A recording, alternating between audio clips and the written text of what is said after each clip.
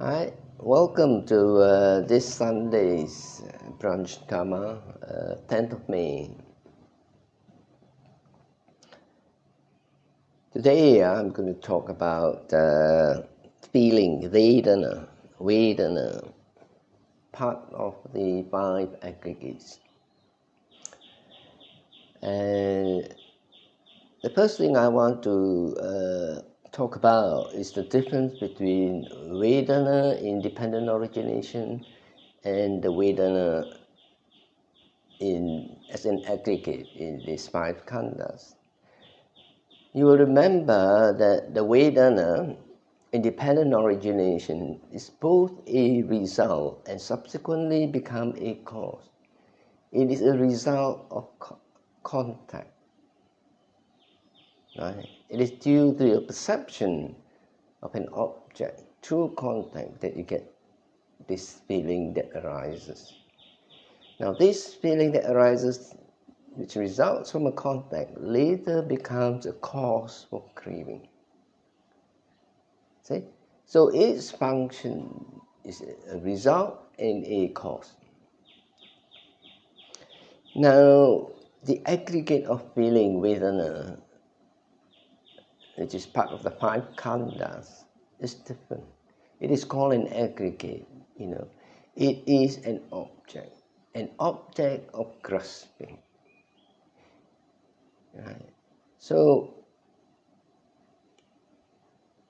its function, it doesn't have a function, it's a result, So when we think about a feeling, or when you think about khanda, it is an aggregate, right? That means it is a compounded thing, right? Which means it includes everything. It doesn't matter whether the feeling that you have now, or it is a feeling that results from a memory, or it is a feeling at the end of getting something. So all this that is felt comes under the feeling aggregate. So it's not functioning as, even though it is functioning as a cause and effect, you will still come under this aggregate, right? So it's compounded everything. So it is wide and it is big, right? It includes everything. Now the thing with the aggregates, the way I practice it, it doesn't matter whether you classify the feeling that you have as under Vedana feeling, or you classify under Sankhara. It doesn't matter what it is. Or you classify under emotion. It doesn't matter. That's just classification. We leave that to the scholars to decide. But for our purpose, see, our aim is to know this feeling, what it is, to know its trait characteristics, to know its quality, to know the damage that it does. There are three qualities, of course, is anicca, dukkha, and anatta. Now we can start this feeling by saying, well, there are good feelings which we want, and there are bad feelings which we avoid. Now what are these good feelings? Things that we have, simply good feeling. We're always chasing after good feelings, right? You're going on a holiday because you want to get this feeling of freedom, feeling of peace, a feeling of seeing something new, a feeling of amazement of seeing something spectacular, a feeling of a new relationship, right? So it is something we are going after. When we go out to eat something, we are always looking for the feeling. There are also feelings of superiority, right? Not all feelings, good feeling in the sense that make us feel good are unskillful. But they are skillful good feelings as well.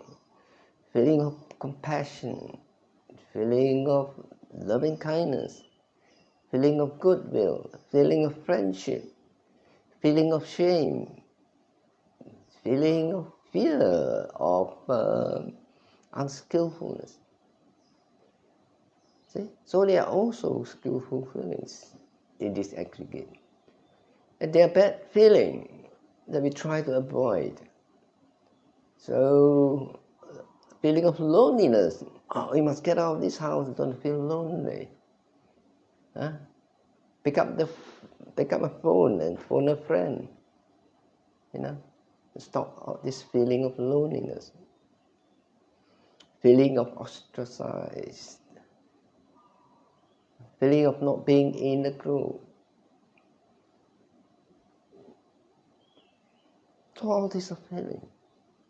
So most of the time we chase after things is after the feeling. See? So when you think of something, we think of, that's something I like to do. See? And this is something that I like to experience. Right? Sometimes the experience of thrill, excitement. Or it could be a feeling of fear, you go and see a scary movie. Right? You want to get a feeling, you want to experience that feeling. So every time when you see yourself wanting something, trying to go after something, try to figure out what is it that you're after. So everybody wants to be rich, they want to have lots of money. But what does that bring? It brings all the good feeling from eating, traveling, friendship, everything. Buying friendship, buying this. That's what, buying all the good feeling. But all these things doesn't last. These feelings doesn't last. When you have it, you get used to it. Oh, let me start with some people do, start drinking, and then they go to other stuff, So you go for one holiday, you go to a different holiday, a better holiday, more exciting holiday, longer holidays. Same thing. You want more of it. See?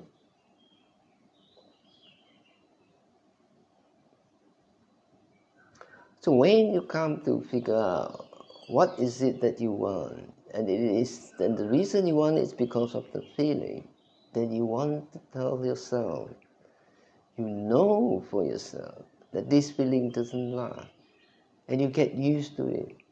In the beginning, you've never felt it before, you feel it's great, it'll be great, if I win this tournament, or this or that, or get this and get that. After you got it, the feeling disappears. You want some more. So it can never satisfy you, whatever you possess, or whatever you feel from the activity. There is an A feeling, which the Buddha says, it's not harmful, it's beneficial.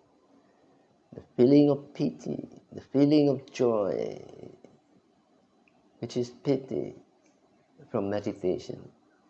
The feeling of happiness, sukha, from meditation. The feeling of tranquility, passaddhi. The feeling of equanimity. Those are beneficial. Those do not really come from an object. It comes from a state of mind. It comes through meditation.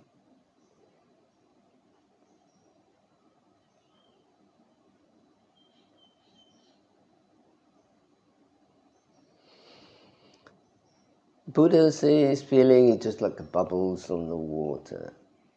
It's there, it looks nice, but it doesn't last.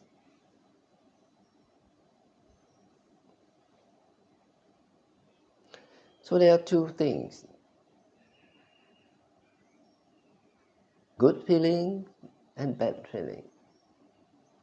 We do not want to chase after good feeling, nor do we want to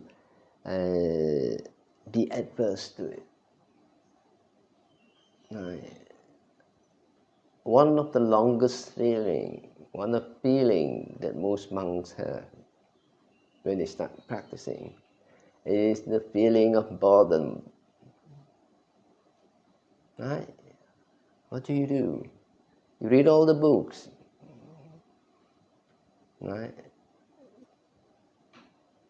Then what do? You learn to get used to this boredom. Find out what's the cause of this boredom. So they have to work with that. And not replace this boredom with something else. When we have boredom, then we want to develop the mindfulness. Once mindfulness develops, then it is a skillful state. Then there's a kind of little happiness that comes with it. But what most people who do not know is that when they are bored, they switch their mind to grab at something else. Surf the internet, watch YouTube, right? Phone a friend, message, and so on.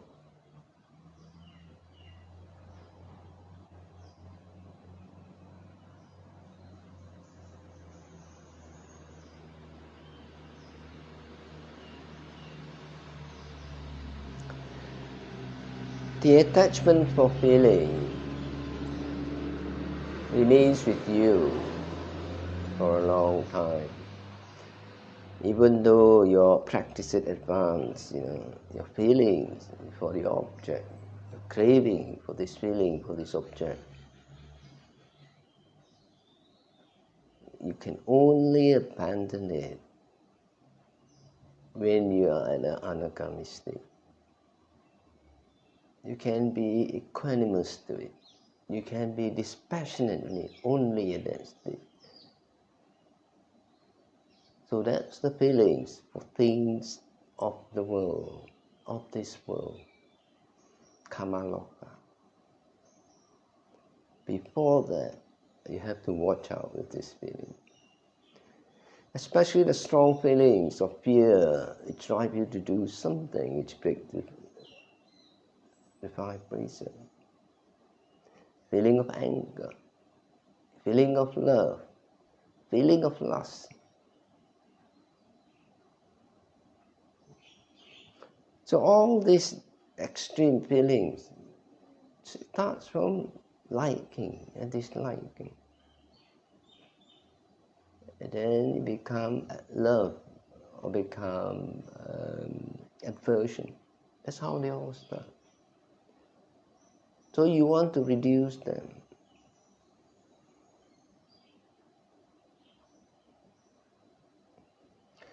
There is nothing really beneficial, these feelings. There's nothing beneficial from being attached to this feeling or adverse to this feeling. Because with attachment and aversion, that drives you towards becoming, according to dependent origination. Feeling of melancholy, feeling of happiness from your memories, all those are considered under feeling. Those are also something later on you want to let go of as well. Because it comes from objects in the past that causes this melancholy, this sadness. or even this happiness. Let go of that. They are no longer there. They just remain as just memories, that's all.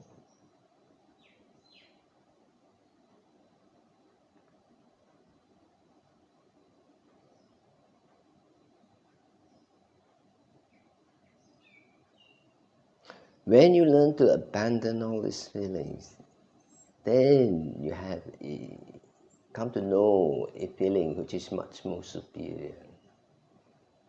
Feeling of peace, feeling of tranquility, feeling of equanimity, feeling of happiness, spiritual happiness, feeling of spiritual joy, feeling of real compassion, not sympathy, feeling of goodwill, loving kindness, not attachment or prejudice, feeling of mudita, joy in the joy of others, instead of jealousy.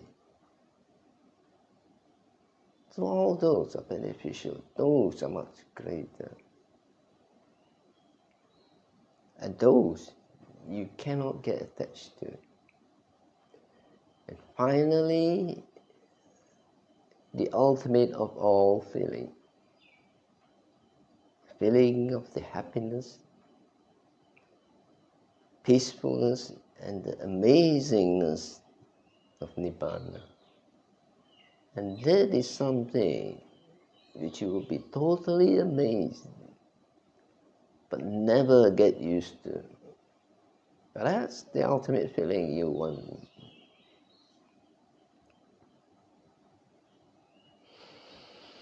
So what happens when feeling arises? You just want to let it cease. I'm talking about things that is feeling that arise from objects in the external, possessing object, or doing something, not spiritual feeling. When that feeling arises, you want to cease. According to Japan origination, you do not want to promote it. You do not want to let it increase.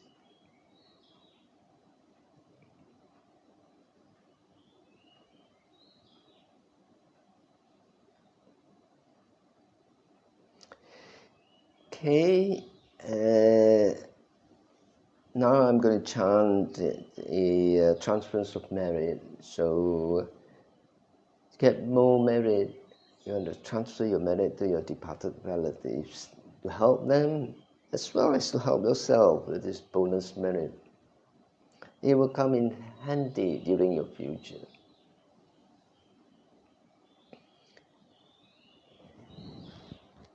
Yatha varivaha puraparipurinti sagaram evam ito dinam petanam upakapati ichitam patitam tuham kipamiva samijatu sape purentu sangapa chando panarasu yatha manijoti rasu yatha Sapitiyo vivajantu saparogo vinasatu mate pavanvantarayo sukhi dikayuko bhava apiwa tanasili sanijam buddha pacayino jataro dhamma vadanti ayuvano sukhang Balang bhavatu sabba mangalang akhantu sabba devata sabba buddhanupavena sattha soti bhavantu te